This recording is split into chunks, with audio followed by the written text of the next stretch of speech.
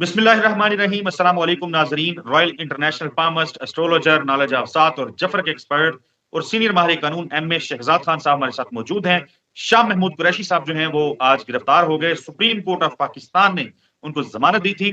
Lahore high court के अंदर उन्होंने एक पटिशन कर रखी थी जिसमें पूछा था कि पंजाब में उनके ऊपर कितने मुकदमात हैं, जिसके जवाब में आईजी पंजाब या पंजाब पुलिस की जानिब से जो जवाब दिया गया था उसमें बताया गया था कि 9 मुकदमात हैं, 4 लाहौर में जबकि 5 मुल्तान में रजिस्टर्ड हैं। लेकिन आज जब उनको अडियाला जेल से रहाई के वक्त गिरफ्तार किया गया तो वो जीएचक्यू गेट के ऊपर जो हमला हुआ था उस केस में उनकी गिरफ्तारी जो है वो टाली गई। एनीवेज, शाह महमूद कुरैशी साहब जो हैं वो कब बाहर आएंगे, रिहाई उनकी हो जाएगी, क्या सुप्रीम कोर्ट इसके ऊपर कोई एक्शन ले सकती है, किस करवट बैठेगा ये ऊंट, इस पे हम बात करेंगे। इलेक्शंस की आमद है और इसके साथ साथ हम बात करेंगे बानी चेयरमैन पाकिस्तान तहरीक इंसाफ के हवाले से भी बहुत सारे सवालात हैं। आगे चल के वो सवालात खान साहब के सामने रखेंगे।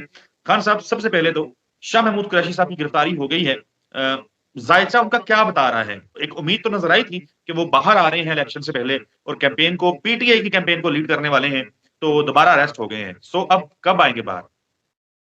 जी, बिस्मिल्लाह बिस्मिल्लाह बिस्मिल्लाह, अस्सलाम वालेकुम। देखिए, हमारा मुल्क का अलमिया है कि 1947 से लेकर आज तक मुकन्ना, अदलिया और इंतजामिया, इन तीनों का पंगा ही रहा है आपस में, और जिससे हम पीछे गए हैं, तरक्की की तरफ नहीं गए। आज भी यही है, अदलिया ने छोड़ दिया, इंतजामिया ले। अब मुकन्ना वाला मामला तो हल हो गए, वो तो honourable chief justice of Pakistan जनाब काजी ईसा फायद साहब ने कह दिया, मफहूम है कि जो पार्लियामेंट के जो कानून है वो कानून अहमियत रखते हैं, उस पर जो है सुप्रीम कोर्ट पावर नहीं रखती, जिसका मफहूम बयान कर। तो ये वाला मामला तो हल हो गया, लेकिन इंतजामिया और अदलिया वाला मामला हल नहीं, जिससे मैं ये कहूंगा कि जंगल का कानून है। हमारे मुल्क में चीज नजर नहीं आ रही। खैर खैर, जो भी है छोड़े। जब तक शाह महमूद कुरैशी साहब, मैंने पहले भी कहा है, प्रेस कॉन्फ्रेंस नहीं करेंगे, उनकी जान नहीं छूटेगी। अब इसी तरह परवेज इलाही साहब जब तक प्रेस कॉन्फ्रेंस नहीं करेंगे, जान नहीं छूटेगी। मेन बात यह है, अब जनाब शाह महमूद कुरैशी साहब 1/7 के खाने के मालिक हैं, और शफकत महमूद साहब भी 1/7 के खाने के मालिक है, लेकिन बाहर। लेकिन शाह महमूद साहब अंदर हैं, और जाहिर है वाइस चेयरमैन भी थे, बड़े मामला थे। प्रेस कॉन्फ्रेंस मैं समझता हूँ हाल नहीं तो बैठे रहेंगे अंदर। ओके, तो ये जायचा कुछ बताता है कि वो करेंगे सही प्रेस कॉन्फ्रेंस? देखिए, जितना लंबा वो बैठ गए हैं, प्रेस कॉन्फ्रेंस पहले ही कर जाते।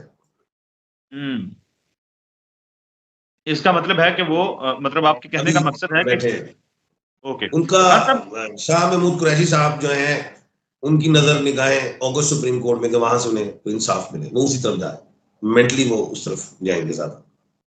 वहां से अगस्त सुप्रीम कोर्ट से उनको रिहाई मिलेगी, तो ऐसा ऑर्डर सख्त आ जाए, हो जाए। लेकिन मौजूदा सूरत हाल में सिचुएशन यही है। खान साहब, इमरान खान साहब जो हैं, उनका कोई इम्कान है कि वो इलेक्शन से पहले बाहर आ सके? जायचे कहीं कोई थोड़ी बहुत ऐसी कोई रोशनी या ऐसी उम्मीद नजर आती है, या बिल्कुल उनका इलेक्शन से पहले बाहर आना नामुमकिन है? डोनाल्ड जे ट्रंप फारिग हो गए। मैंने कहा था ये इलेक्शन लड़ेंगे, लेकिन आज मिशिगन ने उन्हें क्लियर कर दिया, कोर्ट में इलेक्शन लड़े। डोनाल्ड जे ट्रंप 1/11 के खाने के मालिक हैं। इमरान अहमद खान साहब 1/12 के खाने के मालिक हैं। इमरान खान साहब का केस इतना डिले होता है, कभी वकालतनामे पे साइन नहीं होता, कभी कुछ नहीं होता। जितने भी केस हैं, अगर वो जिस तरह अमेरिका में तेजी से यूरोप में होते हैं, यूरोप को जोड़े अमेरिका की बात, जल्दी इंसाफ मिल जाता है। हमारे कानून में पेचीदगियां हैं, डिले हो गया, तो जिसकी वजह से खान साहब उलझ गए हैं। अगर खान साहब को छोड़ भी दिया जाए, कम से कम 3 जस्टिस साहिबान का बेंच भी बन जाए और छुट भी जाए, तो लेकिन ऐसी कानूनी पेचीदगियों में होंगे, वो इलेक्शन नहीं लड़ सकेंगे। लेकिन दूसरी बात यह है कि खान साहब का इलेक्शन से पहले आना 50-50 है, इलेक्शन के बाद तो वो आएंगे। ओके, यानी 50% इम्कान है कि वो आ सकते हैं। 50-50 है, और वो भी इस तरह, मैंने 50 इतने नंबर इसलिए दे दिए कि खान साहब अगर छूट भी गए तो दांतों की चक्करी लगाएंगे। एग्जैक्टली। तब तक इलेक्शन हो चुके होंगे। बिल्कुल, उनके ऊपर इतने मुकदमात बने हुए हैं। खान साहब, बल्ले का निशान जो है वो मामला अभी उसमें कोई वो वाज़ेह तौर पे तो नहीं बताया इलेक्शन कमीशन ऑफ पाकिस्तान ने, लेकिन ऐसी खबरें आ रही हैं कि शायद वो सुप्रीम कोर्ट ऑफ पाकिस्तान में चले जाएंगे। बल्ला पीटीआई से अभी भी छीना जा सकता है या बस अब जो फैसला पेशावर हाईकोर्ट ने कर दिया है वो सस्टेन करेगा? देखिए, अगर सुप्रीम कोर्ट में जब भी जैसे खान साहब की बेल हुई, लास्ट में लिखा होता है जजमेंट में टेंटेटिव नेचर, मतलब यानी कि एक अंदाजा है, राय है, उस हवाले से जो भी है जमानत हुई, लेकिन निचली कोर्ट्स जो है वो अपनी शर्तें वगैरह ले सकते। अच्छा, बल्ला वाला मामला मुअत्तल हुआ है, सस्पेंड हुआ है, बल्ला दे नहीं दिया गया, वो सस्पेंड हुआ है मामला।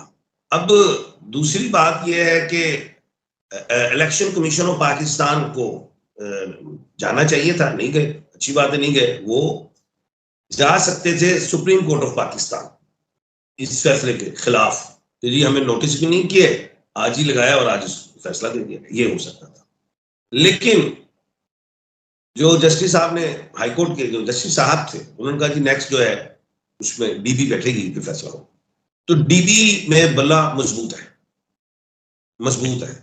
अगर ये ना जाए election commission of Pakistan supreme court, तो डीबी में बल्ला बहुत मजबूत दिखाई दे रहा है जी।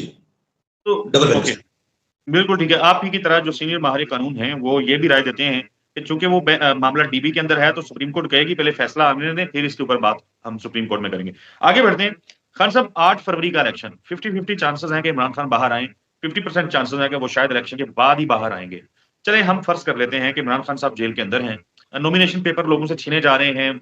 पंजाब में खास तौर के ऊपर लाकानूनियत जो है वो जिस तरीके से है, वो किसी से ढकी छुपी बात नहीं है। बेशुमार लोगों के तजवीज़ कंदगान, तायीद कंदगान जो हैं वो पुलिस हिरासत में हैं। फिर हमने देखा कैंडिडेट्स, वुकला तक जो हैं वो अरेस्ट होते रहे हैं। तो इस सारी सिचुएशन में आप क्या समझते हैं 8 फरवरी के इलेक्शन का फातेह कौन होगा? कितनी-कितनी सीटें आपके दिमाग में कोई मैप है ऐसा कि इतनी सीटें नून लीग जीत सकती है, पीटीआई जीत सकती देखिए, है? पीटीआई ने प्लान ए, बी और सी रखा है। उन्होंने एक-एक हल्के में 2-2 3-3 खड़े कर दिए। जैसे शफकत महमूद साहब के साथ ही हल्के में सलमान अकरम राजा आ गए, हुँ, उधर वो झगड़ा साहब में वो मुरव्वत साहब आ गए। जी, लेकिन इस तरह प्लान ए के साथ बी है, किसी का एक का रिजेक्ट हो तो दूसरा आ जाए, ये तो होगा। पीपल्स पार्टी जो है उसने अपनी कैंपेन शुरू कर दी, लेकिन नून लीग ने अभी तक नहीं की, क्योंकि नून लीग किसी और हवाले से है जो मैं समझता हूँ। जो कुछ आप देख रहे हैं पर ये वो मामला, सीट का जोड़ तोड़, सीट एडजस्टमेंट, ये सारी चीजें। आप एक बात तो मैंने एक पेशेंट को ही की थी, आप शायद भूल गए। मैंने कुछ 4-5 दिन पहले एक पेशेंट को ही की थी, टेट्रा पी और ट्रिपल पी का पंगा आएगा, याद है? भूल गए? मैंने बिल्कुल। कहा था बिलावल भुट्टो साहब ट्रिपल पी के चेयरमैन है, हुँ, जिसे कहते हैं पाकिस्तान पीपल्स पार्टी, जिनका निशान है तलवार। जी, और मैंने काफी निजी चैनल्स पे कहा और आपके भी कहा, आप मेरे घर से भूल गए इस बात को। और जी, टेट्रा जी, पी के चेयरमैन है जरदारी साहब, पाकिस्तान पीपल्स पार्टी पार्लियामेंटेरियन, और जो मैं 6 महीने 8 महीने से भी कहता रहा हूँ। बिल्कुल। अभी एक ऑब्जेक्शन आ गई है, ये लग गई है बिलावल भुट्टो साहब पे। अब कौम की, कानूनदान वकला की नजर इलेक्शन कमीशन ऑफ पाकिस्तान की तरफ है, क्या फैसला? बहुत बड़ा ब्लंडर है। बिल्कुल है, बिल्कुल है। 2017 का जो इलेक्शन एक्ट है उसमें तो ये लिखा है कि 2 जगह का मेंबर नहीं हो सकता। ये अब देखना ये है कि कानून दिखाई भी दे रहा है कि एक ही तरफ है। हुँ, अगर बिलावल भुट्टो साहब इसमें उठ गए तो फिर आप कौम भी जरा सोचेगी, और फिर ये बातें तो आगे भी जाएंगी, अगस्त सुप्रीम कोर्ट तक जाएंगी, बात खुल निकली जी।